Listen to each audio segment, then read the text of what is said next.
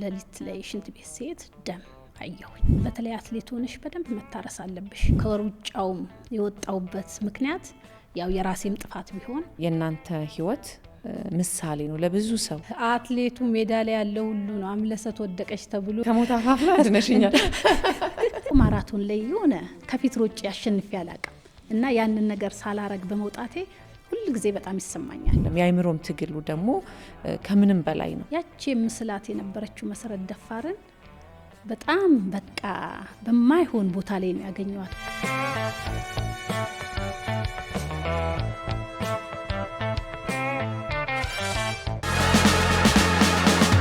ሶይ ክሊክ በባንክ ታሪክ በአይነቱ አዲስ የሆነ በዳሽን ሱፐር አፕ ውስጥ የሚገኝ ኦንላይን መገበያያ 3 ጊዜ ብቻ በመጫን ያሻውትን ዕቃ የሚገበዩበት። ሶይ ክሊክ የዳሽን ባንክ ሱፐር አፕ ተጠቃሚዎችን ንግዳቸውን በሚገባ ያስተዋውቃል፣ ለሚሊዮኖችም ተደራሽ ያደርጋል። ከዳሽን ባንክ ጋር አንድ እርምጃ ለመራመድ ዝግጁ የሆነ ነጋዴ የዳሽን ሱፐር አፕ ውስጥ የራሱን ሱቅ በመክፈት በርካቶች ጋር ይደርሳል። በባንኩ ዓለም ገንዘብ ከመላክና ከመቀበል ባለፈ አዳዲስ ዕቃዎችን ኦንላይን የማየት የመምረጥና የመግዛት ሂደትን ያቀላጥፋል። አልባሳት፣ የቆዳ ውጤቶች፣ የመዋቢያ ዕቃዎች፣ ሰዓት፣ ጌጣጌጦችና ሽቶዎች፣ በተጨማሪም የበዓል ግብአቶችን፣ ስጋ፣ ዶሮ፣ እንቁላልና አይብ የመሳሰሉትን መግዛትና ክፍያውንም እዛው ሱፐር አፕ ላይ መጨረስ ያስችላል።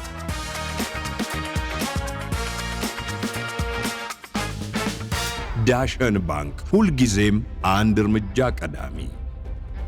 አንድ ውድድር ላይ እርጉዞን ሽሮጦሻል የሚል ነገር ሰምቻለሁ። ነፍሰ ጡር ነሽ?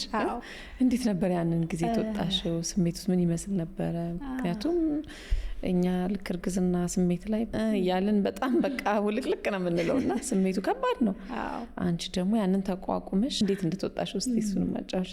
ይሄ 2014 ነው የመጀመሪያ ልጄን እርጉዞኜ ማለት ያው ካምፓኒ ኮንትራክት ስላለኝ እርጉዝ መሆንሽን አታሳውቂም። ከዛ ጃፓን ሀገር እንዲሄድ የሚዝኖ ሯጭ ስለነበርኩኝ የሆነ ሪሰርችን የሌላ ያደርጉ ማሽን ሌላ ተገጥሞ ውድድር ለማድረግ መጀመሪያ ኦሳካ ወሰዱኝ። ከዛ እዛ ላይ ከተማሪዎች ጋር መሮጥ ማለት ሞቲቬት ማድረግ ያንን ነው የሰራሁትና ጆግ ስለነበረ ብዙም አልከበደኝም የኦሳካው። ከዛ ወደ ቶኪዮ አመጡኝ። ቶኪዮ መጣውና ሙሉ ማሽን ለሌላ ተገጥሞ ሰርች ማድረግ ጀመሩ። ማለት ጫማ ይህን ሳይዝ ሁሉ በግሬ ሳይዝ ነው የሚሰራው እና ያንን ሰርች ያደርጋሉ ለ45 ደቂቃ ያህል ለሌላ ማሽን ተገጥሞ በጣም ሮጥኩኝ። በቃ ቴዲ አኩርፎ ቁጭ አለ። በጣም ተናደደ። ማናጀሬ ብቻ ነው እርጉዝ መሆኔን የሚያውቀው፣ ሌላው ሚዝኖ ካምፓኒ አያውቅም። ያንን በሰላም ጨረስኩ። ከዛ በነጋታው ቴዲ ከፋው ለምንድን ነበር እንድትሮጫ የፈለገ ይቅር እንዴት እንደዚህ የ4 ወር ሆነሽ ትሮጫለሽ? ምክርምሽ ግን አላስታውቅም፣ ምንም አላስታውቅም። ያው በስፖርቱ ላይ ስለነበርኩኝ ያው 2013 አለ የመጀመሪያም ልጅ እኮ አይወጣም አይደል? እና ጥብቅ ያልኩም ስለነበረ ምንም አይነት እርግዝና ሳይን የለኝም። በጣም ተናዶ ተቀመጠ። ከዛ ማናጀር የሚሄድና ምንም ችግር የለውም ብዙ ሰዎች እኮ ይሮጣሉ፣ እሷ ግን ኮምፕሊትሊ አቁማለች፣ እንዳትሮጭም ተነግሯታል ይላሉ፣ ይታየኛል፣ ይነጋገራሉ። ከዛ በሰላም ገባው። በነጋታው ደግሞ ውድድር አለ 1500 ሜትርና ጃፓን ውስጥ ያሉ የፊልም አክተሮች የተለያየ አንድ ላይ መሮጥ አለና በስነ ስርዓት ስፓይክ አርጌ ነው። ከዛ በጣም ተጨነኩ። ማታ እንዳልተወው በጣም ትልቅ ኮንትራት አለኝ። ካወቁ ያው በጣም ደስተኛ አይሆኑም። እንዳልሮጥም በጣም ፈራው፣ በጣም ተጨነኩኝ። ከዛ ልክ ለሊት ላይ ሽንት ቤት ሴት ደም አየሁኝ። በቃ የጮኩት ጨዋታ አልረሳም። በጣም ደነገጥኩኝ። ስልሽ ለስፖርተኛ ልጅ ማለት በጣም ትልቅ ነገር ነው። በተለይ ለሴት ልጅ፣ ሴት ሆነሽ ስፖርተኛ ልጅ የማግኘትሽ እድል በጣም ሬር ነው። ማለት ለብዙ አመት ውድድር ላይ ስለምታቆሚ በትክክለኛ እድሜሽ ላይም የልጅ የመውለዱ አጋጣሚ አይኖርሽም። ከዛ ማናጀሬን ሮጦ ጠራ። ከዛ ወዲያው ሆስፒታል ወሰዱኝ። ወዲያው ሲታይ 2 ነገር አለ ማለት ይሄ ደም ከዚህኛው ቦታ ላይ ከመጣ በጣም መጥፎ ነው፣ ግን ከሌላኛው ቦታ ከሆነ ምንም ችግር የለውም የት ነው ቼክአፕ የምታደርጊው አሉኝ። ግሪክ ነበር የምሄደው። በአጋጣሚ መጀመሪያ እርጉዞኜ ከሞናኮ ሽልማት ቀጥታ ግሪክ ሄጄ እዛ ቼክ አድርጌ ነበር እና በቃ ማናጀሬ ቀጥታ ወደዛ መሄድ አለብሽ አለ። እዛው ከሆስፒታል ቴዲ ሻንጣ አምጥቶ ቀጥታ ትኬት ቆርጦ ወደ ግሪክ ፍላይት አደረግኩኝ። ከዛ ያ የነጋታው ውድድርም ቀረ። ያው እነሱም አወቁ። ግሪክ ሄድኩኝ። ወዲያው ከኤርፖርት ሆስፒታል ነበር የወሰዱኝ። ሆስፒታል ገባው፣ ቼክ አደረጉ። ከዛም በኋላ በጣም ጥሩነቱ ማለት ልጅን ሊያበላሽ ከሚችሉ ሳይሆን ከሌላ ቦታ ነው ደሙ የመጣው አሉኝ። ግን ለሳምንታት ያህል እንድተኛ እግሬን ወደ ላይ አድርጌ እንድተኛ ውሃ እንድጠጣና ቼክ እንዳደርግ አሁን መልሶ ደም ከመጣ ቶሎ ሕክምና እንዳደርግ ተደረገ። ሳምንት ቆየሁኝ። በጣምም ታመምኩ። ከዛ ከሳምንት በኋላ ቼክ ተደረገ። ደህና እንደሆንኩ ሳረጋግጥ ወደ ኢትዮጵያ ተመልሼ መጣሁ። ያው እንግዲህ የመጀመሪያ ልጄን በሰላም ተገላገልኩ። ማን ነበር የመጀመሪያ ልጅ? ገብርኤላ ሴት ናት አይደል?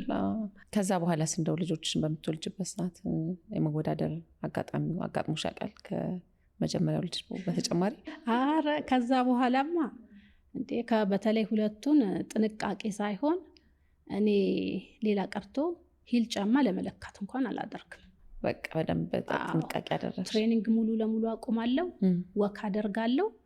ከዛም በኋላ በጣም በጥንቃቄ ነው። ከመጀመሪያዋ በኋላ በጣም በጥንቃቄ ነው ሁለቱንም የምወልደው። ግን እግዚአብሔር ይመስገን ምንም ችግር የለብኝም። ያው የእርግዝና ማንኛውም ሴት የሚሰማት ስሜት እንጂ ከዛ ውጭ ምንም አይነት የእርግዝና መጥፎ የኮምፕሊኬትድ የሚሆኑ ነገሮች ምንም አጋጥሞኝ አያውቅም። ከወለድሽ በኋላ ምን ያህል እረፍት ታደርጊያለሽ? እንደው የመጀመሪያዬን 3 ወር ነው ያረፍኩት።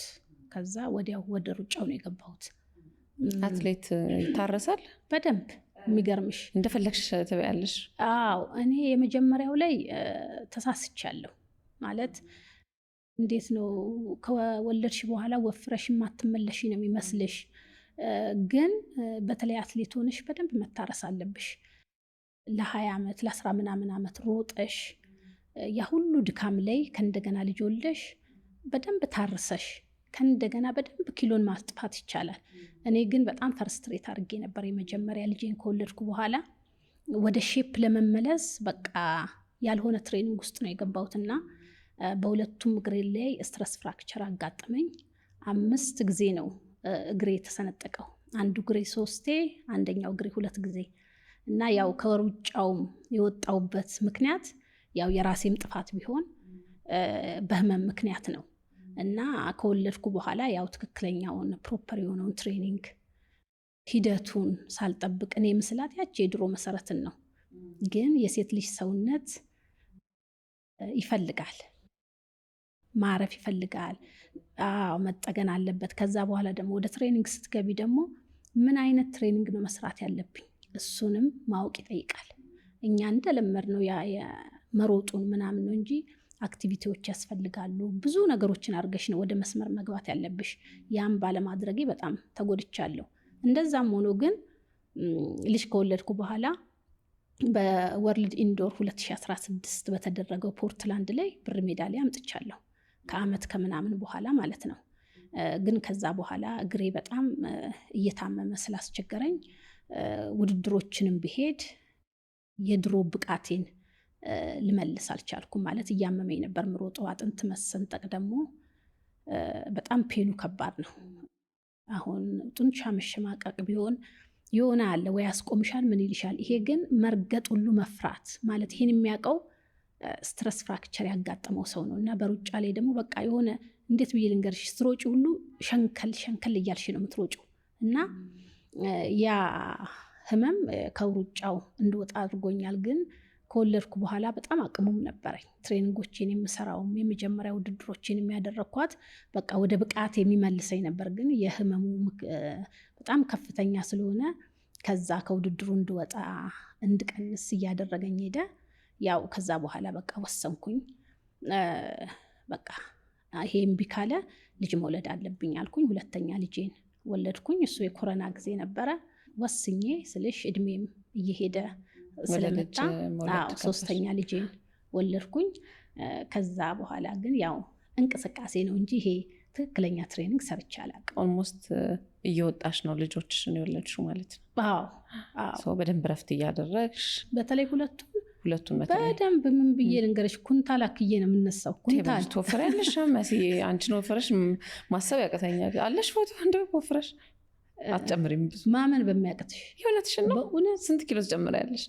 እኔ እንደው በተለይ የአሁኑ የመጨረሻውን የወለድኩት እኔ ወደ 70 ቤት አልገባውም። የእውነት? አዎ። ከዛ እንዴት ነው የምታጠፊው? እኔ በሚገርምሽ ሁኔታ አሁን ብዙ ሰው አቤት ስፖርተኛ ይለኛል። አሁን በጣም ቀንሻለሁ፣ 49 50 ኪሎ ነኝ። ግን ከበፊቱ ኪሎ ግን 78 ኪሎ ነው ያለኝ። እኔ በመወዳደር ሰዓት 42 ኪሎ ነኝ። አሁን ግን 49 50 ኪሎ ነኝ። እና ሰው የሚመስለው በጣም ትሬኒንግ ሰርቼ እየሮጥኩ ነው። እንግዲህ አላቅም፣ የስፖርተኛ ሰውነት በፊትም የጠነከረ ስለሆነ አላቅም፣ ራሱ ነው የኔ ሰውነት አሁን እንደዚህ የሚመለሰው። አዎ የሚመለሰው እንጂ ይሄን አህል አሁን ከባድ ትሬኒንግ ሰርቼ ወይ ራሴን ተጠንቅቄ አይደለም። እንደፈለግኩ በላለሁ። አመጋገብሽስ? አመጋገብ ለምሳሌ አሁን ዛሬ ካንቺ ጋር እንዴት ነው ይበላ ነው? ነካ በደንብ ነው ይበላ። እንደዚህ ሳገኝ ደስ ብሎኝ ከሰው ጋር ማህበር አለኝ። ማህበር ሲኖረኝ ግብዣ ሲኖር በደንብ በላለሁ። ከዛ ውጪ ግን ዝም ብዬ አልበላም፣ እጠነቀቃለሁ። ሊሚቴንም ደግሞ ገድቤያለሁ። እኔ አንዳንድ ጊዜ እንዴት ቀነሽ እና እስቲ ለኛም እንደው ንገሪን ይሉኛል። ስፖርት ዋና እንደሆነ ነግራለሁ፣ ግን ወደ አፍ የሚገባው ደግሞ ወሳኝ ነው። አንዷ ጓደኛዬ ማበርተኛዬ ናት። ኧረ መሲ ንገሪኝ በተለይ ይሄ የሆድን ነገር አለችኝ። በቃ ማታ ምግብ ቀንሺ ስላት ምን አለችኝ መሰለሽ? በይ አለችኝ። እቅፍ ድግፍ አድርጎ የሚያሳድረኝ እሱ ስለሆነ በዚያ አትምጪብኝ አለችኝ። ራት ማቆም ከባድ ነው አንዳንድ ሰው እና ያው ምግብሽን ነው ማስተካከል። እኔም በሷ አምናለሁ። ምግብ ነው ማለት ስፖርት ብቻውን ብዙ እንደውም አያከስም። እንደውም እኮ ስፖርት ሰርተሽ ስትመጪ በጣም ቢቢ ነው የሚልሽ። እውነት ነው። ሰርተሽ የምትበዩን ነገር ነው ማወቅ ያለብሽ። አሁን እኮ ምግብ ከጥቅሙ ጉዳቱ ነው የሚያመዝነው። አንዳንድ ጊዜ መልመድ ይከብዳል። እኔም መጀመሪያ ስልሽ ወልጄ በጣም በላ ነበረ። እንትንሽም ይሰፋል በበላሽ ቁጥር ባስለመድሽው ቁጥር።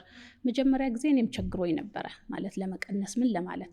ከለመድኩት በኋላ ግን አሁን በቃ እንደ ኖርማል ነው። የሚያስፈልገኝን በላለው፣ የማያስፈልገኝን ስተው ለኔ ምንም አይሰማኝም። የሚያስፈልገንን ትንሽ ካገኘን በቂ ይመስለኛል። ከሆነ እድሜ በኋላ ያው ምግብ ባይበዛ ሰውነቱን መጠበቅ ለሚፈልግ ሰው ማለት ነው። እኔም ኤክስፔሪንስ ስላደረኩት ያው እዚህ ላይ አብረን ሀሳብ መስጠት እንችላለን። በዚህ አጋጣሚ እኔ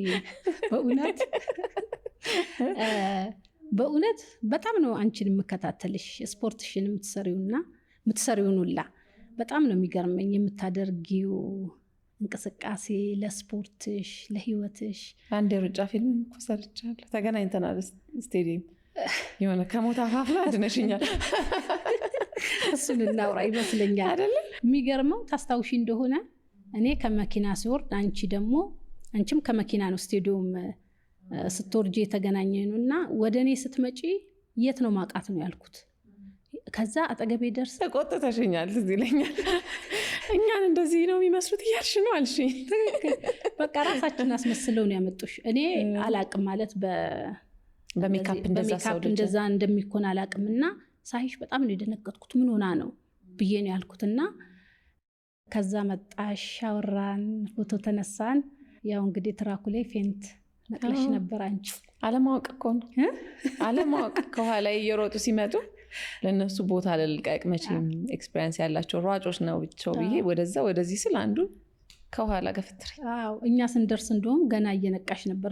ፌንት በቃ አላስታውስም ነበረ። በደረቴ ሂጄ ድፍት ነው ያልኩት። የተባለው ጠባሳ ነበረኝ በእውነት።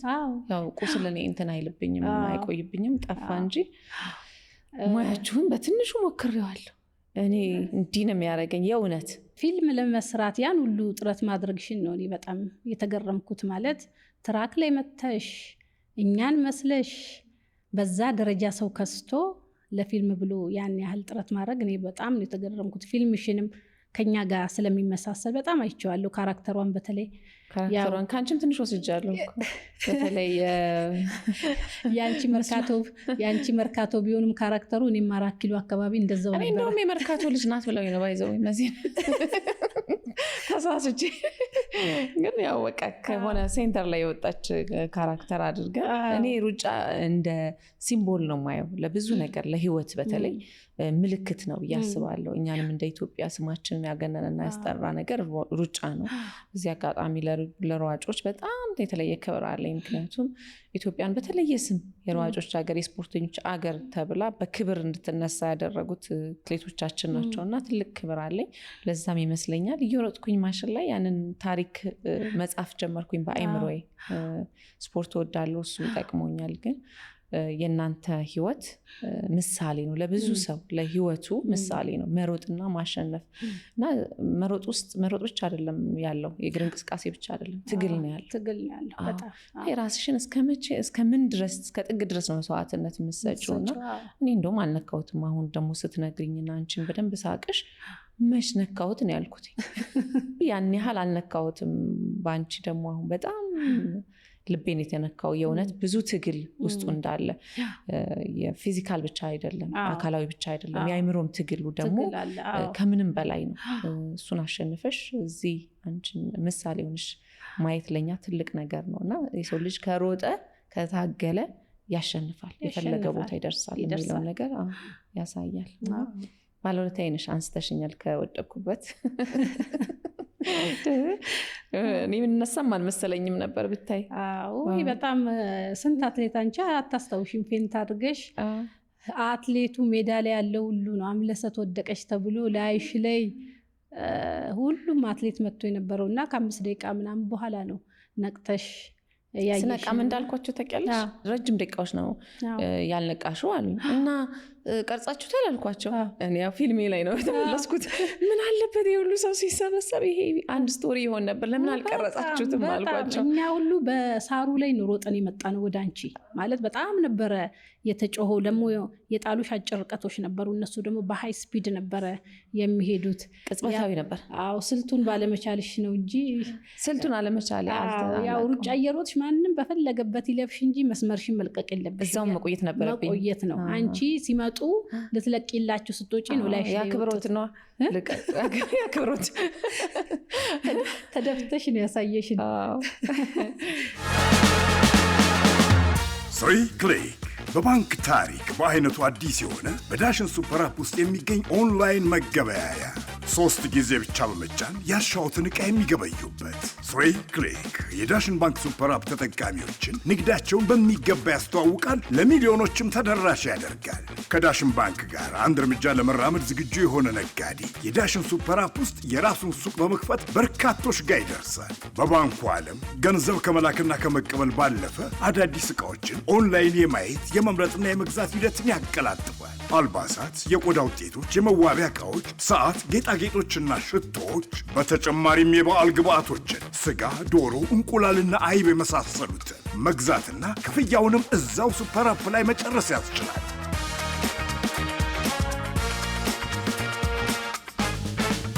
ዳሽን ባንክ ሁልጊዜም አንድ እርምጃ ቀዳሚ። ሌላው መስዬ እንግዲህ በ5000 የሴቶች ሩጫ ላይ ብዙ ጊዜ ያገኝሻለሁ አይሻለሁ፣ አንዳንዴም ሳሸንፍ ትሸልምኛለሽ። እዛ ላይ ያለሽ ተሳትፎ ምንድን ነው? በሴቶች ሩጫ ላይ እንግዲህ የሴቶች ቅድሚያ ለሴቶች 5 ኪሎ ሜትር ውድድር እንግዲህ ዘንድሮም ተካሂዷል 21ኛ ጊዜ። በዛ ውድድር ላይ የክብር አምባሳደር ነኝ። በሱ ላይ እንግዲህ ያው ከሴቶች ሩጫ ጋር ለ20 ዓመት ሰርቻለሁ። ይሄ እንግዲህ ያው በደስታ እንደ ሴቶች ቀን በአመት በጣም ለኔ ልዩ ቀን የምጠብቀው ውድድር ነው። ጠቅላላ ብዙ ሴቶች የሚገናኙበት፣ ብዙ ተምሳሌት ሴቶች የሚገኙበት እንዳንቺ አይነቱ በተለይ ያንቺ መገኘት ብቻ ሳይሆን 5 ኪሎ ሜትርን በብዛት አሸንፈሻል። ማሸነፍ ብቻ ሳይሆን ካንቺ በማይጠበቅ ሰዓት 25 ደቂቃ ለኖርማል ሰው መግባት በጣም ከባድ ነው እና ውድድሩን ማሸነፍ ብቻ ሳይሆን በጥሩ ሰዓት ነበር የምትጨርሺው።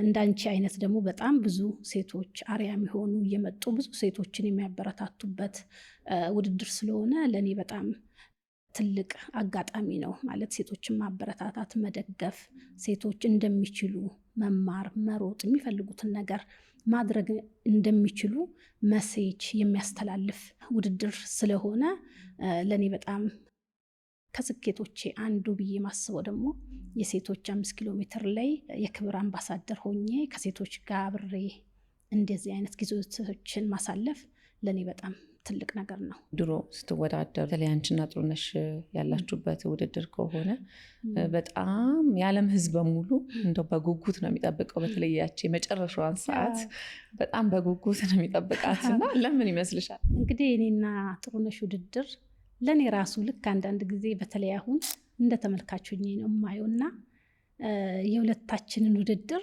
በተለይ አሁን ሊሆኝ ሳይ እንደው ለአንዴ ቢደገም እንደው እድል ብናገኝ በእውነት እንደው ድጋሚ አንድ እድል ቢሰጠን ብዬ ነው የማስበው። የኔና የጥሩነሽ ውድድር ማለት በጣም ስፖርትንም ቀይሯል። ሁለታችንም በአንድ ጊዜ የመጣን ሁለታችንም ደግሞ በጣም ተፎካካሪ የነበረን በፍቅር ነው ደግሞ ደስ የሚለው በፍቅር ተፎካካሪ መሆን በጣም ደስ ይላል። እና ያው ውድድር ስንገባ በጣም ትልቅ ይጠበቅ ነበር። ማን ያሸንፋል የሚለው ራሱ በጣም ትልቅ ጉጉት ነበር። በተለይ ኢትዮጵያ ላይ ኦሎምፒክ ዓለም ሻምፒዮና ሲሆን ያው ጥሩነሽና እኔ ካለን የትኛዋ ነው አንደኛ እንጂ ወርቁ እንደማያመልጥ እርግጠኛ ነው። እኔ በሚገርምሽ ሁኔታ ጥሩነሽ ስትኖር እንደውም አልፈራም። የሚገርምሽ በቃ እኔ ብሸነፍ ጥሩነሽ አለች። ኃላፊነት የመሸከሙ ራሱ በጣም ይቀንስልኛል። እንደውም ጥሩነሽ የሌለችበት ውድድር ሲኖር በጣም ነው ስጨነቅ ማድረው። ማለት ድንገት ብሸነፍ ማለት ላያሸንፈኝ የሚችሉ አትሌቶች ኖሮ ራሱ ብሸነፍ የሚለው ነገር በጣም ያስጨንቀኛል። ከጥሩነሽ ጋር ስወዳደር ግን በቃ ሞር ኮንፊደንስ ሆኜ ነው የምመጣው። ባጣ ሁለተኛዬን አላጣም ብለሽ ነው የምትገቢው። የሀገርሽ ነገር እንደሚጠበቅ እርግጠኛ ሆነሽ ነው የምትገቢውና ከጥሩነሽ ጋር ለ20 ዓመታት በዩ በጣም ትልቅ ውድድር ማለት ሩጫን እስከ መቀየር ድረስ የደረሰ ውድድር አድርገናል። መንፈሱ ራሱ በጣም የሚገርም ደስ የሚል ነበርና ብዙ ጊዜ አሁን ቀነኒሳና ኃይሌም ጋር ስለሽ ጋር አንድ ላይ የመረጡበት የኦሎምፒክ ሩጫ ላይ እንግዲህ እነሱ ጋር በጣም መተጋገዝ፣ መተባበር፣ ዞሮ የትነህ መባባሉም ነበረ። እናንተ ጋርም እንደዚህ አይነት መንፈስ ነበረ። አሁን ያ መንፈስ አለ ወይ? እንዴት ስታየዋለሽ? በአሁን ሰዓት ያው እንደምታዩ አትሌቲክሳችን ትንሽ ተቀዛቅዟል። ድሮ እኛ በምንሮጥበት ሰዓት አይተሽ እንደሆነ እና ኃይሌ ሲሮጡ በቃ ምንም ጥርጥር የለውም ከ1 እስከ 3 በቃ በጣም በሚገርም ሁኔታ። በአሁን ሰዓት ግን በጣም ሩጫው ተቀዛቅዟል። ብዙ ሰዎች የተለያየ ነገር ይሄ ስለሆነ ነው ያ ስለሆነ ነው ይባላል። ግን እንደው አጥብቄ መናገርም የምፈልገው በአሁን ሰዓት ትልልቅ ችግሮች አሉ አትሌቲክሱ ላይ። አንደኛው የማዘውተሪያ ቦታ ነው።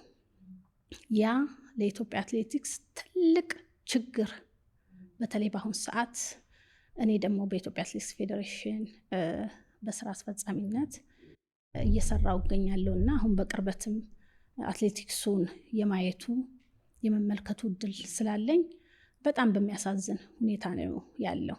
ወደኛ ጊዜ ልውሰድሽና በእኛ ጊዜ የሩጫው ክብደት ቢኖርም ልፋት ቢኖርም እንዳሁኑ ግን የማዘውተሪያ ቦታ ችግር የለብንም ነበር። ለምሳሌ ስለኔ ብነግርሽ የመጀመሪያ አመታቶቼን በሳምንት 3 ቀን በኢትዮጵያ ንግድ ባንክ ሰራለሁ። 4ቱን ቀን ግን ከመኖሪያ ቤት ወጥቼ ነው ትሬኒንግ ማገኘው። ከቤት የመሮጥ እችላለሁኝ። ትራክ ለምንም ጊዜ እኛ አተናናቅም። 1 ወር 2 ወር እንኳን ስቴዲየም አይዘጋብንም ነበር ያኔና ፋሲሊቲዎች፣ የትሬኒንግ ቦታዎች በጣም የተመቻቹ ነበር ለኛ። በአሁን ሰዓት ግን አትሌቶቹ ምንም የማዘውተሪያ ቦታ በሌለበት ሁኔታ ነው እየሰለጠኑ ያሉት። አሁን በቅርቡ እንደውም ኢትዮጵያ ሻምፒዮን አካሂደን ነበር። የተደረገውም በአካዳሚ ማሰልጠኛ ትራክ አለ። 1ኛ መስመር ሙሉ ለሙሉ አልቆ በ2ኛ መስመር ነው ውድድሩ የተደረገውና እንኳን ውድድር ለማድረግ ለመሰልጠን ምንም ነገር ማድረግ በማይቻልበት ሁኔታ ነው ያለው። እኔ እንደውም አንዳንዴ ልጆቹ እንዴት ኢንጁሪ አይሆንም ማለት በአሁኑ ሰዓት የጫማው ቴክኖሎጂ በጣም ስለረቀቀ ያረቷቸው ነው እንጂ ልጆቹ ራሱ በሽተኛ መሆንና ከውድድር መውጣት ያለባቸው ሁኔታ ላይ ነው ያሉት። እና አንዱ ትልቁ ነገር የማዘውተሪያ ቦታ የለም ማለት ያው አትሌቱ እንደዚህ ሆኖ ይላል፣ ግን ፋሲሊቲ ካልተሟላ በተለይ በአሁኑ ሰዓት በፊት ዓለም እኛን ነበር የሚያየው። ምን ሰርተው ነው ምን አድርገው ነው ነበር የሚባለው። ዓለም ግን አሁን በጣም ሄዷል። ሌላው ቀርቶ ሌላው ትልቁን ዓለም እንኳን ባታይ ጎረቤታችን ኬንያ በጣም በስፖርቱ ሄደዋል። በጣም የትሬኒንግ የስልጠናቸው አትሌቶቹ የሚኖሩበት በጣም ብዙ ካምፕ አላቸው። ትልልቆቹ ውድድር ኮንቲኔንታል ካፕ የሚባሉ ውድድሮች ሁሉ ኬንያ ውስጥ ይደረጋል። እኛ ሀገር ግን ምንም በሚባልበት ሁኔታ ነው አሁን አትሌቶቹ እየሰለጠኑ ያሉት እና ከዚህ ውጤት መጠበቅ በጣም ይከብዳል። ሌላው ችግር እኔ እንደነገርኩሽ እንግዲህ ትሬኒንግን ሰርቼ በጣም በጠዋት ቤቴ ገብቼ በቂ ሪከቨሪ አድርጌ ለከሰዓት ትሬኒንግ የምደርስበት ሁኔታ ነበረ። አሁን ግን አትሌቶቹ ቢያንስ ከአንድ ሰዓት በላይ ነድተው ነው ትሬኒንግ ቦታ የሚደርሱት። እሱም ኤሊት አትሌቶች ማለት መኪና ያለው፣ መኪና የሌለው ደግሞ ስንትና ስንት ትራንስፖርት አቋርጦ ሰርቶ 6 ሰዓት 7 ሰዓት እንኳን ወደ ቤት የሚመለሱበት አጋጣሚ ነው ያለው። ምግብ በልተሽ ሪከቨሪ አድርገሽ ለከሰዓት ትሬኒንግ ለመመለስ በጣም ችግር ነው እና ትልቁ የማሰልጠኛ ቦታ አለመኖሩ፣ ፋሲሊቲዎች። አንድ ከዶፒንግ አሁን በቅርብ ለኢትዮጵያ ሻምፒዮና መታ ነበርና እሷ ስትነግረኝ የምጠብቀው እኔ ኢትዮጵያ ምን አይነት ፋሲሊቲ ቢኖራቸው ነው እንደሚሮጡት ብዬ አስብ ነበር። እና ስለኔም ስትጠይቀኝ መሮጥ ጂም እንኳን በትክክል እንደማንሰራ ስነግራት በጣም ገረማትና እንዲህ አይነት በቃ ታለንት የሆነን በዚህ ደረጃ ማየቴን በጣም አዝናለሁ። ማለት በጣም መስራት ትችሉ ነበረ፣ ብዙ ነገር ማድረግ ይቻላል፣ ፋሲሊቲዎችን ማሟላት፣ የትሬኒንግ ቦታ፣ ታዳጊዎች ላይ መስራት ብላ ብዙ አስተያየት ሰጠችን እና እኔ ያሰጋኛል። አሁንም ወርልድ ሻምፒዮንሺፕ ቶኪዮ አለ።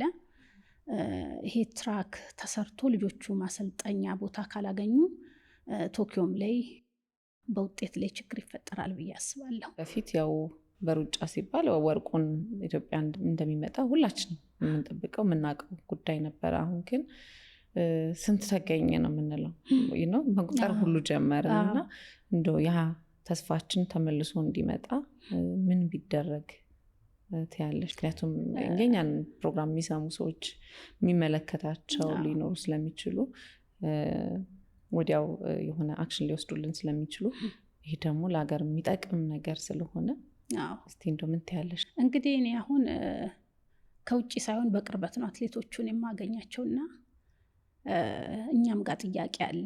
እንዴት እናንተ አትሌት ሆናችሁ ቢያንስ ማዘውተሪያ ቦታ እንኳን ለእኛ ማሰራት አቃታችሁ የሚል ጥያቄዎች በጣም አለ።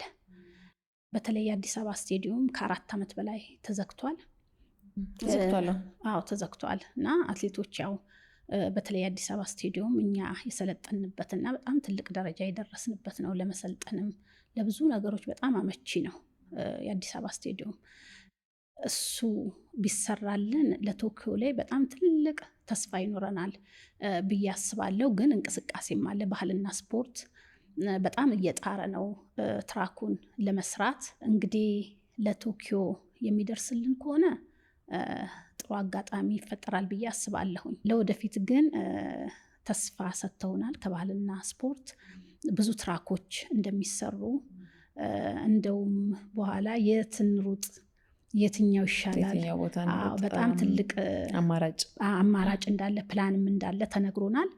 አሁን ግን እንደው በአፋጣኝ የአዲስ አበባ ስቴዲየምን ለቶኪዮ ኦሎምፒክ በፍጥነት ተሰርቶልን አትሌቶቻችን በተለይ ክረምት ስለሆነ በጣም አስቸጋሪ ነው፣ የትም ቦታ ለመስራት ያስቸግራል። ጭቃውም የዝናቡም ሁኔታ አስቸጋሪ ስለሆነ ትራክ ደግሞ ካላገኙ አትሌቶቻችን ልምምድ አድርገው እዛ ማለት በቴክኖሎጂ በተለያየ ነገር በደንብ ተደግፈው የመጡትን አትሌቶች ለመቋቋም ስለሚከብድ በተቻለ መጠን ትራኩ ቢሰራልንና አትሌቶቻችን በበቂ ተዘጋጅተው ለቶኪዮ እንዲቀርቡ በዚህ አጋጣሚ የሚመለከተው አካል ሁሉ እንዲረዳን ጥሬን አስተላልፋለሁ።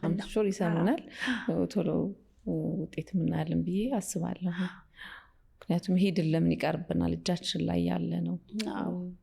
ወርቅ ማሸነፍ በቃ የኛ ልማድ እስኪሆን ድረስ ነበርና ያንን መልሶ ማምጣት እየቻለን መልሶ አለማምጣት ሞኝነት ነው የሚሆነውና ከእግዚአብሔር ጋር እንግዲህ ይመጣልናል ብለን እናስባለን። የሚገርምሽ ሁኔታ በአሁን ሰዓት በዚህ በኢትዮጵያ ሻምፒዮና ላይ ያየሁት ነገር ያውም ማዘውተሪያ በሌለበት በተለይ አጭር ርቀት ላይ ያየሁት ነገር ለኔ በጣም አስገርሞኛል። በተለይ ከጋምቤላ አካባቢ የመጡ አጭር ርቀት ላይ ዘላይ ይሄ ሾርት ዲስታንስ ላይ በጣም እኔ እውነት ኢትዮጵያዊ ናቸው ወይም ምትዩ አንድ ቀን ደግሞ ማለት በቃ ዓለም ሊገረምባቸዋል ብለሽ የምታስቢው አትሌቶች አሉ። የሚገርምሽ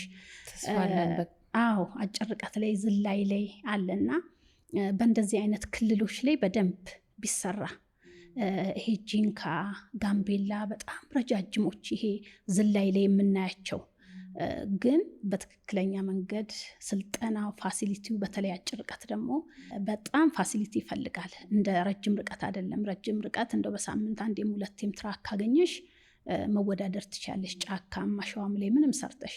አጭር ርቀት ላይ ግን በደንብ የተሟላ ፋሲሊቲ ያስፈልጋል። ከሜዲካል ጀምሮ ትሪትመንቶች፣ ብዙ ነገሮች እና ያ ነገር ተሟልቶላቸው እዛ ክልል ላይ በተለይ ይሄ ጋምቤላ ላይ በደንብ ቢሰራበት ኢትዮጵያ ለወደፊት ደግሞ ሌላ ምዕራፍ የሚከፈትበት በአጭር ርቀት አትሌቶች አሉን። የመጀመሪያ ውድድርሽን ልታረጊ ፖላንድ በሄድሽበት ወቅት አንድ በጣም አዝናኝ ገጠመኝ ገጥሞሽ ነበርና ከዚህ በፊት ያው አጫውተሽኛል። እስቲ ደግሞ ለተመልካቾች ፖላንድ እንግዲህ የመጀመሪያ ወርልድ ጁኒየር የሄድኩበት ነው ማለት በመጀመሪያው ዓመት ባንክ በገባውበት 1991 ነው።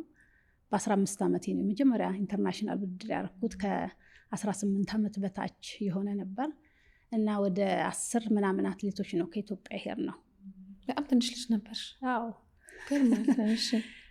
ከዛ ያው ቀልጠፍ ምን ስለምል የመጀመሪያ ውድድር ስትሄጂ ያው እንግዲህ እንቀያየር ነው ማለት ፀጉር ጌጥ ትቀይር ያለሽ፣ ቲሸርት ትቀይር ያለሽ፣ ኮፍያ ትቀይር ያለሽ። ከዛ ማስታወሻ ማለት ነው። አዎ ያው አስተርጓሚ ገባው እንግሊዘኛ እንደሚችል።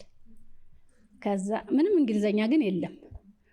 ከዛ ጠጋልና ዘኬፕ ዘመቀየር ነው ምለው፣ ሌላ ምንም አይደለም። ማለት ያው ኬፕ ናት እንግሊዘኛ እንጂ ሌላ ይቀይሩኛል በደንብ። ከዛ በቃ ይሰሙሻል። ከዛ መሰረት እንግሊዘኛ ትችላለች ተባለ። ቀይሪልኝ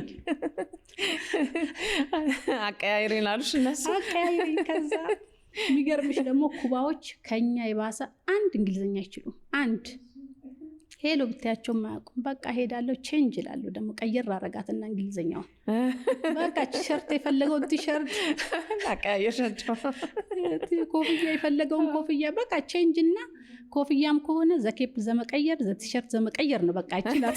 ስማቸውን ጠሪያለሽ ምን ሊቀየር የፈለግሽው። ከዛ ደግሞ ባስ ሲልብኝ ጠጋልና ቼንጅ ነው ምለው። በቃ ይገባቸዋል። እንዴ ከዚህ በላይ ታዲያ አቀያይር ቀያሪ ሆኜ ተመለስኩልሻለሁ። የሚገርምሽ ስመጣ ፎቶ ሁሉ አለኝ። ሙሉ ጭንቅላቴ ሂቺ ትንሽ የህፃን ክሊፖች አሉ አይደል? አቀባበል ላይ ሁሉ ክሊፑን እንደዚህ አድርጌ ሙሉ ጭንቅላቴ የቀየርኩት እንትን ነው። ሰው ደህና ነገር አይቀይርም። ፀጉር ጌጥ ወደሻት ነው ወይስ ያው ልጅነትም ስለነበረ አንዳንዴም ስጡኝ ስትያቸው ይሰጡሻል። ስልሽ ያው ከሌላ ዓለም የመጡት ጁኒየርም ቢሆኑ ሁሉ ነገር ያላቸው ናቸው እና ከኛ የተሻለ ነገር ነው ያለው። ለኛ ደግሞ በጣም አዲስ ስለነበረ ሁሉ ነገር በቃ ብርቅ ነበረ እና ያው በቃ ያንን ሜዳሽ ስጡኝ ትያለሽ፣ ቀይሩኝ ትያለሽ። በቃ ያው አስተርጉሜ ለሀገሬ ብር ሜዳሊያ አምጥቼ መጣሁ። እንዴት ደስ ይላል። ዋናው ማሸነፍሽና ሁለተኛ ነው የወጣሁት። ብር ሜዳሊያ ነው ያገኘሁት የመጀመሪያ። ይገርማል በጣም። ለመጨረሻ ጊዜ ደግሞ ውድድር ያደረግሽበትን ሀገር እስቲ ንገሪኝ። ውድድሩስ ምን ይመስል ነበር? ያጋጠመሽንም ነገር በዚሁ አያይዘሽ አጫውችን።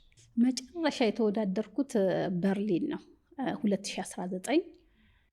የሚገርምሽ በዛ ጊዜ በሁለቱም እግሬ ላይ ስትረስ ፍራክቸር ነበረኝ። አጥንቴ ተሰንጥቆ ነው። ትሬኒንጉን በደንብ አላረኩም ከህመም ጋር ስለነበርኩኝ። ግን በቃ ያው ፋይት ነበረ ማለት እኔ ፈልጋለሁ፣ ግሬ ደግሞ አልችልም። ያው ተዘጋጅቼ ሄድኩኝ። እያነከስኩ ነው ትሬኒንጉን የምሰራው። ገባው ውድድሩን። የሚገርምሽ 5 ኪሎ ሜትር እንኳን መከተል አልቻልኩም። በቃ ህልም ነው የሆነብኝ። ያ እንደዛ በትራክ ላይ የምከንፈው እነሱ ከነፉብኝ። በቃ ለማራቶን ከነፉብኝ። በቃ እግር መሙ አለ። በቃ ልክ ሲያቅተኝ ደግሞ ስትረስ አደርግ ማስመለስ ጀመረኝ። በቃ ውሃ በጠጣው ቁጥር ተመልሶ ይወጣል። ታገልኩ ማለት 6-7ኛ ሆኜ የመጀመሪያ ግሩፖች እንዳለ ጥለውኝ ሄዳለሁ። ሁለተኛ ግሩፕ ሆኜ በጣም ታገልኩ። ልክ ወደ 37 ኪሎ ሜትር ላይ ስደርስ በቃ አልቻልኩም። እግሬ መርገጥ ራሱ አቃተኝ። በቃ በዛ ላይ በጣም ደከመኝም ስልሽ መቅረት ሻለ፣ ህመሙም አለ። ልክ 37ኛ ኪሎ ሜትር እንዳለፍኩ ወደኩ። ሳጨርሽ? አልጨረስኩም። 37 ማለት ወደ 5 ኪሎ ሜትር አካባቢ ሲቀረኝ ወደኩኝ። በቃ ወዲያው አምቡላንስ መጥቶ አነሳኝ። ሆስፒታል ተወሰድኩኝ። በሚገርመው ገብርኤላም ነበረች ውድድሩ ላይ እና እነሱ ፊኒሽንግ ቦታ ነበር የሚጠብቁኝ እና የታለች ማማ ትለዋለች፣ ትጠይቀዋለች። ከዛ ሆስፒታል እንዳለ ሰሙና ሁለቱም በመኪና አመጧቸው። በቃ አረሳውም ቴዲ የሆነውን ሁኔታ። በጣም አለቀሰ ሲያየኝ። ግሉኮስ ተሰክቶልኝ በቃ ምን ልበልሽ፣ ጭላሸት በቃ ሰው አልመስልም ነበር በቃ። ከዛ ወደ 2-3 ግሉኮስ ጨረስኩኝ ሆስፒታል ውስጥ። በጣም ነው በቃ እንትን ያልኩትኝ። ዜሮ ነው ሬዚስታንስ፣ ህመምም ነበረኝ። በቃ አልቻልኩም። ከዛ ወደ ማታ አካባቢ ላይ ከሆስፒታል ወጣው። የሚገርምሽ ከዛ መራመድ ሁሉ አቃተኝ። ክፍል ውስጥ ራሱ በመቀመጫ ቁጭ ብዬ ነበር ወደ ሽንት ቤት እየተንፏቀኩ የምገባው የነበረው። በቃ መራመድ አቅቶኝ ከዛ በነጋታው ያው በእንትን ተደርጎ ወደ ሕክምና ቦታ ሄድኩኝ። ጀርመን ሄጄ ሕክምና አደረግኩኝ። ከዛ ተመለስኩኝ። በቃ ወሰንኩኝ። በቃ አሁን ትግል እያደረግኩኝ ነው። ለምን እግርሽ ላይ ህመም ኖሮሽ እንኳን ማራቶንን ትራክን መሮጥ በጣም ከባድ ነው። ስትረስ ፍራክቸር ደግሞ አጥንት መሰንጠቅ በጣም ከባድ ነው። ህመሙም ከባድ ነው። ጭራሽም ትሬኒንግ አያሰራሽም። ከዛ ወሰንኩና በቃ ስለዚህ አሁን ጊዜው በቅቷል፣ መውለድ አለብኝ አልኩኝ። ኮሮናም ገባ በአጋጣሚ። ግን እኔ ኮሮና ከመግባቱ በፊት ኦልሬዲ በቃ እርጉዝ ነበርኩኝ። አጋጣሚ ሆነና ኮሮና ገባ። ሁለተኛ ልጄን ወለድኩኝ፣ የማርያምን። እኔም ሁለተኛ ልጄ የማርያም ናት። በእውነት የሚገርም ነው። እንደዚህ አይነት ስሜቶችንስ እንዴት ነው የምትቀበያቸው? እንዴት አድርገሽ ነበር ያስተናገድሽው? እውነት ለመናገር ማራቶኑ ላይ በጣም ነው የተሰማኝ። ያቺ ምስላት የነበረችው መሰረት ደፋርን በጣም በቃ በማይሆን ቦታ ላይ ነው ያገኘዋት። ማለት በጣም ትልቁ የምፈልገው የነበረው በማራቶን ስኬታማ መሆን ነበር። ያንን አለማረጌ በጣም ነው እስካሁን የሚሰማኝና አሁንም እንኳን አልወጣልኝም። ሩጫ ማቆሜ ሁልጊዜ ውድድር ባየው ቁጥር በነጋታው በቃ ትሬኒንግ በቃ ሰርቼ ምሮጥ ነው የሚመስለኝ እና የሱ በጣም ጎርቶኛል። እንደ ትራኩ አይደለም። ቶሎ ሪከቨር አድርጌ የመመለሱ ነገር አልነበረም። በጣም ነው የጎዳኝ። ማለት ጤነኛ ስትሆኚ እንደምታረጊው ታውቂያለሽ። ይሄ ህመም ስለሆነ ግን ምንም ማድረግ እንደማልችል ሳቅ የማራቶኑ በጣም ጎዳኝ። የምፈልገው ነበረ በማራቶን ደግሞ የሆነ ነገር መጻፍ የምፈልገው ነገር ስለነበረ ያንን ባለማድረጌ ትንሽ የሆነ ሁል ጊዜ ሳስበው ማራቶን ላይ የሆነ ከፊት ሮጭ ያሸንፌ አላውቅም እና ያንን ነገር ሳላረግ በመውጣቴ ሁል ጊዜ በጣም ይሰማኛል። በጣም ብዙ ውድድሮችን በብቃት በአንደኝነት ተወጥተሻልና ይሄ ራሱ ትልቅ ድል ነው። ያው እንደው መቼም ሰው አይደለን በቀኝ አንልም አይደል እንጂ ከበቂ በላይ ያለሽ መስዬ የሚያስቀና ነው ያንቺ እንትን እንደውም ሰክሰስ እና ያው እግዚአብሔር ማመስገኑ ይሻላል። ብዙ ነው ውጤትሽ፣ እውነት የሚደነቅ ነው። ብዙ ውጤት ነው ያገኘሽው፣ ብዙ ውድድሮችን ያደረግሽው። እግርሽን በደንብ ተጠቅመሽበታል። አሁን አስታሚው በቃሽ፣ አሁን አስታሚው በደንብ እግሬን በደንብ ነው የተጠቀምኩበት።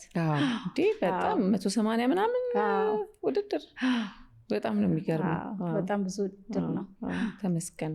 በጣም ሌላው መስዬ በ2012 ደግሞ በለንደን በነበረሽ የኦሎምፒክ ውድድር ላይ ስታሸንፊ የእመቤታችንን ቅድስት ድንግል ማርያም ስዕል አድኖ አውጥተሽ ስመሻት ነበርና ያ እንዴት ሆነ? አስበሽበት ነው ወይ? እንደምታሸንፊ አውቀሽው ነው ወይ? እንደው ስቶሪ ካለው እስኪ ያጫውችን። ይሄን ጥያቄ እንግዲህ የሚያልፈኝ የለም አይደለ? በእውነት እንግዲህ የለንደን ኦሎምፒክ በጣም በሚገርም ሁኔታ ያቺን ምስል እንዳደርጋት የሰጠኝ ያው በተደጋጋሚ ብየዋለሁ ቴዲ ነው ባለቤትሽ ነው። ነው። እንደውም በቅርብ ስለዚህ ታሪክ አውርቼ ኮመንት ላይ አንዱ ምን አለ፣ በሚገርማችሁ ሁኔታ እውነቷን ነው ባለቤቷ ነው ስዕሉን ያሰራው፣ የሰራውት ደግሞ እኔ ነኝ፣ እኔም የዚህ እድል ተካፋይ ነኝ የሚል ኮመንት ነበርኩ እና የሰራው ልጅ ራሱ ኮመንት አድርጓል ምስሏን ሰርቶ የሰጠው እና ውድድሩ ከመሄዳችን በፊት ነው ቴዲ የእመቤቴ ማርያምን ምስል ሰጥሻለሁ ካሸነፍሽ ታወጫታለሽ አለኝ። እውነት ለመናገር ሁሌም ነው የምናገረው አደርጋታለሁ፣ ማውጣቱ ላይ ግን ብዙም አልነበርኩም። ከዛ ብቻ እንደፈለግሽ ግን አውጫት አለኝ። ምስሏን ይዤ ሄድኩኝ። የመጨረሻው ጭንቁ ሰዓት ሲደርስ ግን አስታውሳለሁ ከቀኑ 6 ሰዓት አካባቢ ነበር ምሳ ከበላ በኋላ ቅጥሯን መስፋት የጀመርኩትና ያ ኦሎምፒክ ላይ በጣም ትፈሪያለሽ፣ ነርቨስ ትሆኛለሽ፣ ስትረስ አለው በጣም የሀገር ውድድር ስለሆነ። ልክ ቁጥሯን መስፋት ስጀምር በቃ ዛሬ እንዳወጣሽ አውጭኝ አልኳት፣ ካላወጣሽኝ ግን እኔ ብቻ ነኝ በደረቴ ውስጥ እንዳለሽ የማቀው፣ እንዳወጣሽ አውጭኝ አልኳት። በሚገርምሽ ሁኔታ ግን በትክክል አውጥታኛለች። ውድድሩ በጣም ከባድ ነበረ፣ በጣም ከባድ ነበር። እኔ በ2011 9 ላይ አካባቢ አንዳንድ ጊዜ መንገራገጭ ነገሮች ነበሩ። በዛም አመት የበጋዎቹ ውድድር ላይ ትንሽ ወረድ የማለቱ ነገር ነበር እና ኮንፊደንስንም ትንሽ ሉዝ አድርጌ ነበረ። ግን ጥሩ ትሬኒንግ ሰርቻለሁ። ግን አሸንፍ ይሆን የሚለው ነገር በውስጤ ነበርና የእመቤቴ ማርያም ተአምር ተገለጸ። እውነት ለመናገር ነው የምነግርሽ፣ የተወሰነ ዙር ሲቀር በጣም ደክሞኝ ነበር። በጣም ኃይለኛ ኪክ እየተደረገ ነበር ውድድሩ ላይ። በጣም በቃ የሆነ ለመቅረትም ለመሄድም የምትዩ እንግዲህ እንደወደድ ካልኩኝ እየሮጥኩኝ ደስ ይላል። ትልቅ ምስክርነት ነው። በተለይ የመጨረሻው 100 ሜትር ላይ የነበረኝ ኃይል ለራሴ የሚገርመኛል እና አንዳንዴ ሳይሆን በእኔ ህይወት ላይ በተለይ እመቤቴ ማርያም ብዙ ተአምር አላትና በተለይ እመቤቴ ማርያምን መዝሙሮች ስሰማ ማዳመጥ እንኳን አልችልም እና ለእሷ በጣም ትልቅ ቦታ አለኝ። ትልቅ ከምነግርሽ በላይ በቤታችን ውስጥ ለእሷ የምንሰጠው ቦታ ለምንም ነገር አንሰጥምና እመቤቴ ማርያም በዛን ቀን በቃ ያለ ችሎታዬ ብለው ምንም ችሎታ ቢኖረኝም ያለ ችሎታዬ እንድችል አድርጋኝ ሜዳሊያውን እንዳነሳ እና ልክ ስጨርስ እስከምፈታት ነውና ሰፍቻት ነበር በመርፌ ቁልፍና ውስጥ ማለት እንዳይወድቅ እሱም ፈትቼ እስከማወጣ የሚገርምሽ በአጋጣሚ አንስቼ እዚህ ላይ ስለጥፋት ተለጠፈ እና ፊቴ ተሸፍኖ ነበርና የሚገርምሽ ከብዙ ቦታ መሰጆች ይመጡልኝ ነበር። ከጣሊያን ከካቶሊክ ቤተክርስቲያን በጣም ደስታቸውን የገለጹልኝ ነበረ እና የግሪክ ኦርቶዶክስ ቤተክርስቲያን ውስጥ ስለኔ ሲያስተምሩ ሰዎች ይልኩልኝ ነበርና በቃ እችን እድል ማግኘቴን የእሷን ስዕል በዓለም አደባባይ ማሳየቴ ለኔ በቃ ከምነግርሽ በላይ በቃ የእሷን ምስል በዓለም በማሳየቴ ለኔ በህይወቴ በቃ ትልቁ ነገር ብዬ ማስበው ያችን ምስል በዓለም አደባባይ ያሳየውባትን ቀን ለኔ በጣም ትልቋ ቀኔ ናት። ደስ የሚል ምስክርነት ነው እንግዲህ ያካፈልሽን። እንግዲህ ላንቺ ደርሰች ማርያም ለኛም ትድረስልን። አሜን። ሌላው መስዬ እንደው አሁን በነገርሽኝ ሁሉ ባወራሽኝ ሁሉ ባለቤትሽ በጣም ትልቅ ድጋፍ ነው የሚያደርግልሽ። በዛ ሲል የራሱን ነገር ትቶ አንቺን መደገፍ፣ በዚህ ጋር ደግሞ በጸሎት፣ በዚህ ጋር ደግሞ ትሬኒንግ በማሰራት እና እንደው ይሄንን አይነት ባል እንዴት ትገልጫዋለሽ? እስቲ እድሉን ልስጥሽ።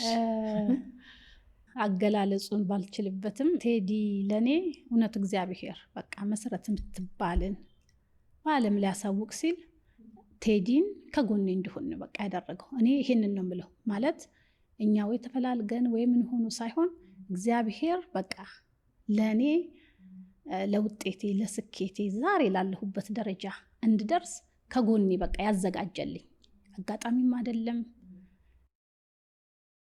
በቃ እኔ የምለው እግዚአብሔር ለኔ ብሎ ያዘጋጀልኝ ሰው ነው ብል በአጭሩ በጣም እንዲህ ብዬ ነው መግለጽ የምችለው። ደስ ይላል። እንደው መሲ አሁን ከሩጫው ራቅ ብያለሁ ብለሻል። ወደፊት ምንድን ነው ማድረግ የምታስቢው? እንግዲህ ያው ሩጫ ጊዜና ገደብ አለው፣ እንደሌላ ስራ አይደለም። ትምህርት እድሜ ልክሽን ትሰሪበታለሽ፣ ብዙ ስራዎችም። ሩጫ ግን በጣም ሾርት ታይም ነው። ያንን በአግባቡ ተጠቅመሽ ለሚቀጥለው ህይወትሽ የምትሄጅበት መንገድ ስለሆነ እንግዲህ ያው በሩጫ ለ20 ዓመታት ሩጫለሁ። አሁን ደግሞ የራሴ የሆኑ ቢዝነሶችን እየሰራሁ እገኛለሁ። ለወደፊትም የተለያዩ ስራዎችን ለመስራትና ወደ ንግዱ ዓለም ለመቀላቀል እንደዛ እፈልጋለሁ። እንግዲህ መልካም እንመኝልሻለን። በሱም እንግዲህ አንደኛ እየወጣሽ እንደምታስደምሚ እርግጠኛ ነኝ። ምክንያቱም ያለሽ ጽናት፣ ያለሽ ብርታት፣ ተስፋ ለመቁረጥ የሚገርም ስለሆነ በማንኛውም ስራ ብትሰማሪ በአንደኝነት እንደምትወጪው ተስፋ አደርጋለሁ። አመሰግናለሁ። በኢትዮጵያ አትሌቲክስ ፌዴሬሽን ውስጥ ምን አይነት አስተዋጽኦ እያደረግሽ ነው? እንግዲህ በዘንድሮ የኢትዮጵያ አትሌቲክስ ፌዴሬሽን ውስጥ ምርጫ ተሳትፌ በስራ አስፈጻሚ ኮሚቴ ውስጥ በምክትል ፕሬዚዳንትነት በማገልገል እገኛለሁ። እንግዲህ አትሌቲክሱ ያው በጣም ትልቅ ነው። ኢትዮጵያ በዓለም ቶፕ በሚባል ደረጃ ውስጥ ስሟ የሚጠራ ነው።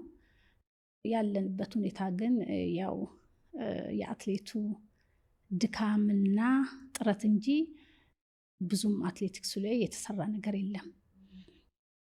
በተለይ እኔን አሁን ብዙ የሚያስጨንቀኝ ነገር በተለይ የሴት አትሌቶች ጥቃት፣ ጾታዊ ትንኮሳ፣ አትሌቶች በነፃነት እንዲበለጽጉ የሚፈልጉበት ቦታ እንዳይደርሱ ብዙ መሰናክሎች አለባቸው። በአሁኑ ሰዓት ግን ወርልድ አትሌቲክስ በዓለም ላይ እንዲህ አይነት ተጽዕኖዎች በአትሌቶች ላይ በመመልከቱ በተለይ ደግሞ ቅርብ በኬንያ አትሌቶች ላይ፣ ኡጋንዳ አትሌት ላይ ጥቃት ደርሶ 2 አትሌቶች ህይወታቸው ካለፈ በኋላ ወርልድ አትሌቲክስ ህግ አውጥቷል። ላይፍ ጋርድ የሚል የአትሌቶችን ጥቃት የሚጠብቅ ህግ አውጥቷል። ይሄ ህግ እንግዲህ በዓለም ላይ ተግባራዊ ሆኗል በተለያዩ ሀገሮች። በእኛም አገር ይሄ ህግ እንዲጸድቅና አትሌቶቹ የሚደርስባቸውን ማንኛውንም ጥቃት፣ ይሄ ነገር አብዛኛው የሚያጠነጥነው ሴቶች ላይ ቢሆንም ወንዶችንም ይጠቅሳል። ለሴት ብቻ ሳይሆን ወንዶችም ነው፣ ግን ብዙ ጥቃት ያለው ሴቶች ላይ ስለሆነ ማንኛውም ጥቃት የሚደርስባቸው አትሌቶች ጥቃታቸውን የሚከላከሉበት ህግ ወጥቷል። በዚህ አጋጣሚ መናገር የሚፈልገው በተለይ ያንግ አትሌቶች ማለት ትልቅ ቦታ ለመድረስ ብለው ብዙ ጥረቶችን ብዙ ልፋቶችን ይደርሳሉ። እንደምንሰማውም ጾታዊ ትንኮሳም ጥቃቶችም እንደሚደርሱባቸው ኢንፎርሜሽን አለን እና ይሄ ህግ እንደወጣና እንዲህ አይነት ጥቃት የሚያደርስባቸው አካል ካለ ወደ ፌዴሬሽን መጥተው በማመልከት በህግ ሁሉ መጠየቅ እና እንዲህ አይነት ጥቃት የሚደርሱ ሰዎች ለህግ ቀርበው በህግ የሚዳኙበት አጋጣሚ ሁሉ እንደሚመቻችላቸውና ስራቸውን ከምንም ተጽዕኖ ውጭ ሆነው መስራት እንደሚችሉ በዚህ አጋጣሚ ማስተላለፍ ፈልጋለሁ። እኔም ደግሞ በሱ ላይ ጊዜ ይፈጃል፣ ከባድ ነው። ግን ይህንን ነገር ቢያንስ እንደ ሴት ብዙ ችግሮችን አልፋ ነው በተለይ ሩጫ ላይ የምታልፈው እና እንዲህ አይነት ተጽዕኖ ሲኖር ደግሞ የበለጠ ከምትፈልግበት ዓላማ ስለሚያስተጓጉልሽ ይሄ እድል ስላለ ህጉም ስለወጣ የሚደርስባቸውን ጥቃት ሁሉ መተው መናገር እና ጥቃት የሚያደርሱ ሰዎችም በህግ እንደሚጠየቁ ለመናገር ወዳለሁ እና ይህንን በደንብ መስራት እፈልጋለሁ። ይሄ በጣም አስደሳች ዜና ነው። ህግ እንዳለ ሲታወቅ የጸደቀ ህግ አለ ሲባል አንድም በነፃነት ምንም ነገር ቢደርስብኝ ወይ ሊደርስብኝ ቢሞክር ቀጥ ብዬ የምሄድበትና የምናገርበት ቦታ አለ እንድታስብ ያደርግሻል። ሁለተኛው ደግሞ እንደሚፈጽሙ ሰዎች ደግሞ ቅጣት እንደሚበየንባቸው ሲያውቁ ከዚህ ድርጊታቸው የሚቆጠቡበትን ነገር ይፈጥራል ብዬ አስባለሁ። እና ትልቅ ነገር ነው እየሰራሽ ያለሽው መስዬና ቀጥይበት። መስዬ ደግሞ ቀለል አድርገን ወደ ቤት ጨዋታ ደግሞ እንግባ። መሲ እንደው ቤት ውስጥ ምን አይነት ሴት ናት? እስቲ እሱን ደግሞ እናውራ። እንግዲህ ያው ሩጫ ላይ እያለሽ በጭራሽ ቤት ውስጥ እንዴት ነሽ ተብሎም አይጠየቅም። የለሽም ቤት ውስጥ? የለሁም። የቤት ውስጥ ስራ የለውም። ከሩጫም ከወጣው በኋላ እውነት ለመናገር ባለሙያ አይደለሁም። እንዲህ ነኝ ብዬ ለመናገር አልችልም። ብዙም እንትኑ የለኝም፣ የምግብ የመስራት ፍላጎቱም የለኝም። እንደው አንዳንድ ቀን እንደው ቀለላል ነገር ቁርስ ይሄ ደስ ብሎሽ አንዳንዴ በሙድ የምትሰሪው ነገር ካልሆነ ይሄን ያህል ምግብ የምሰራ ሰው አይደለሁኝም። መብላትማ እንዴ አይ በቃ እንዴ ሩጫው ቢዚ አድርጎሻል። ጊዜም የለሽም? ጊዜም የለም። አንደኛ ወደ ሩጫ የገባሁት በጣም ልጅ ስለነበርኩኝ የመስራቱን ቤት ውስጥ እድል የለም። የምሰራውም የጉልበት ስራ ነው እንጂ ውሃ መቅዳት፣ እንጨት መልቀም፣ ቤት ማጽዳት ነው እንጂ እንደዚህ የቤት ውስጥ ስራ ታላላቅ እህቶች ስለነበሩኝ ያንን እድል አላገኘሁኝም። ሩጫ ከገባ በኋላ ደግሞ በቃ ሙሉ ለሙሉ ምንም በቃ አንድም ነገር ምግብ የሚባል ሰርቼ አላውቅም። መኪናስ መንዳት ትችያለሽ? መቼ ነው የጀመርሽው? ብዙ ሰው ይገርመዋል እኔ መኪና አለመንዳቴ። የሚገርምሽ መኪና ግን አሁን እየተለማመድኩ ነው። ስልኩን ላታናግሪንም እየነዳሽ ከሆነ አንዴ ላቆም። ብዙ ሰው መቼ ጀመርኩ ይመስላችኋል ስል በ23 ዓመትሽ በ24 ዓመትሽ እያለ ይጠይቀኛል። ግን አንዱ የስኬቴ ቁልፍ ይሄ ነው። እኔ በተለይ አሁን መኪና እንግዲህ አሁን ነው በተለይ ስትለማመጂ ያለው ግርሽ ላይ ስትረስ እንዴት ከባድ እንደሆነ በተለይ አውራ ጣትሽን ይሄ ከኋላ ያለው በእኛ በሩጫ ኪለስ የሚባል ቦታ አለና በጣም ይሰማኛል አሁን ስነዳና ያንን ዲሲዥን ወስጄ መኪና አለመንዳቴን አሁን በጣም ተደስችበታለሁ። ያው መኪና ላለመንዳት የወሰድኩት ከስኬቴ እንዳልቋረጥ እግሬን ለመጠበቅ። ሌላው ደግሞ መኪና ከነዳሽ እንደፈለግሽም ትወጫለሽ። በቃ እኔ ለሩጫ ይጠቅመኛል ብዬ የማስባቸውን ነገሮች ሁሉ አድርጌያለሁ እና መሮጥ እድሜ ያለው መኪና መንዳት ግን አሁንም እነዳለሁ። 40 ዓመትሽ ደስ የሚል ነገር ነው።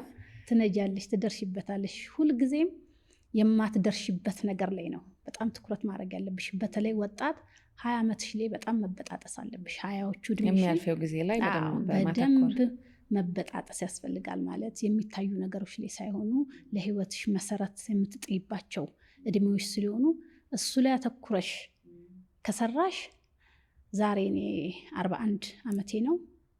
መኪና መንዳት በእውነት 20ዎች ውስጥ በእውነት ኧረ ተይ እንጂ ሞራል አትስጭኝ። የእውነቴን ነው። አሁን ታያለሽ ተመልካችም ይልሻል። እንግዲህ በጣም ይገርማል። መሮጥ ጥሩ ነገር ነው ማለት ነው። እውነት እኮ ስፖርት እኮ 10 ዓመት ይቀንሳል ይባላል እና ዛሬ መኪና መንዳት በስነስርዓት ተለማምቼ እየነዳው ነው።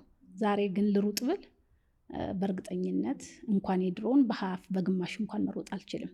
ስለዚህ መቅደም ያለበትን አስቀድም ያለው አሁን ደግሞ መኪና ተለማምጄ ገና አሁን ኢቭን ሰው ካጠገቤ ካልሆነ አሁንም ገና ነኝ። ማለት ሰው አጠገቤ አንድ ሰው ተቀምጦ ነው የምነዳው እንጂ ሙሉ ፐርፌክት አይደለሁኝም። ከዚህ በኋላ እንኳን ብዙም ጊዜ የማይፈጅብሽ ዋናው መጀመርሽ ነው። በጣም ደስ የሚል ነገር ነው የነገርሽን። ይሄ ትልቅ በቃ ለዓላማሽ ምን ያህል እንደቆምሽ ያሳያል። እና ለአንድ ሰው ዓላማ ካለው ለዓላማው ብዙ የሚከፍለው መስዋዕትነት ያለው ያንን መስዋዕትነት ከከፈለ የሚፈልገው ቦታ እንደሚደርስ አንቺ ትልቅ ማሳያ ነሽ። እንደውም ምን አሁን ለአትሌቶች የምመክረው ስልሽ አሁን ወጣት አትሌት በተለይ እኔ መኪና ባይነዱ ነው መክራቸው። መኪና መንዳቱን ይቻሉት ችግር የለም ፍላጎቱ ካለ፣ ግን ሹፌር ቀጥረው ልምምዳቸውን ቢያደርጉ ፍላጎቱ ደግሞ ካላቸው እሁድና ቅዳሜ እሁድ ቢነዱ። ለምን በጣም መኪና መንዳት በራሱ ፎከስ ሆነሽ ስትረስ አድርገሽ ነው የምትነጂው። እኔ አሁን ስላየሁትኝ እንዴ በጣም ኮንሰንትሬት ይፈልጋል፣ ይደክምሻል መኪና መንዳት ራሱ። ስለዚህ ከእንዲህ አይነት ነገሮች ተቆጥበው ራሳቸውን ውጤታማ ማድረግ። ዱላም ተይዞ መኪና መንዳት ይቻላል። 40 ዓመት ላይ ተሆኖ ግን የ20 ዓመቱን መሮጥ አይቻልም። ይሄ ትልቅ መልእክት ነው። ደስ ይላል። መሲን በትርፍ ጊዜዋ እንደው ምን ያስደስታታል? በትርፍ ጊዜ አሁን በተለይ እሁድ ቤተክርስቲያን እንሄዳለን። አሁን ትልቁ ፎከስ የማደርገው ልጆቼ ላይ ነው። እሁድ ቤተክርስቲያን አንቀርም። ያው አንዳንድ ጊዜ እኔ ብቀርም ልጆቼን ወደ ቤተክርስቲያን መውሰድ፣ ልጆቼ የኔን አርያ እንዲከተሉ በሩጫ ብቻ ሳይሆን ማለት ጠንክሮ መስራትን፣ ለፍቶ ማግኘትን ያንን በማድረግ ላይ ነው የምገኘውና ትልቁ አሁን ስራዬ ፎከሴ ልጆቼ ላይ ነው። እዚህ ድረስ መጠሽ ቃለ መጠይቅ ስላደረግሽልን እና ጥሩ ሀሳብሽን በጣም ጠቃሚ የሚባሉ ብዙ ሀሳቦችን ከኛ ጋር ስለተጨዋወትሽ እጅግ በጣም አድርገን እናመሰግናለን። እግዚአብሔር ያክብርልን፣ እግዚአብሔር ይስጥልን። እሺ፣ እኔም አመሰግናለሁ። ያንቺ እንግዳ ሆኜ በመጋበዜ ለኔም በጣም ትልቅ ኩራት ነው። አንቺም በጣም ለሴቶች ተምሳሌት የምትሆኚ ጎበዝ፣ ጠንካራ ጎበዝ እናት እንደሆንሽም አውቃለሁ። አንቺ ሚዲያ ላይ መቅረብ ለኔም በራሱ በጣም ትልቅ ኩራት ነው። እኔም አመሰግናለሁ። በጣም አመሰግናለሁ። እንግዲህ ተመልካቾቼ ዛሬ ቆይታ ከአምለሰት ጋር ፕሮግራማችን ይህን ይመስል ነበረ። ጥሩ ሀሳብ እንዳገኛችሁበት፣ እንደተማራችሁበትና እንደተዝናናችሁበት ተስፋ አደርጋለሁ። በሌላ ሳምንት ደግሞ ከሌላ እንግዳ ጋር እስከምንገናኝ ድረስ ደህና ሰንብቱ።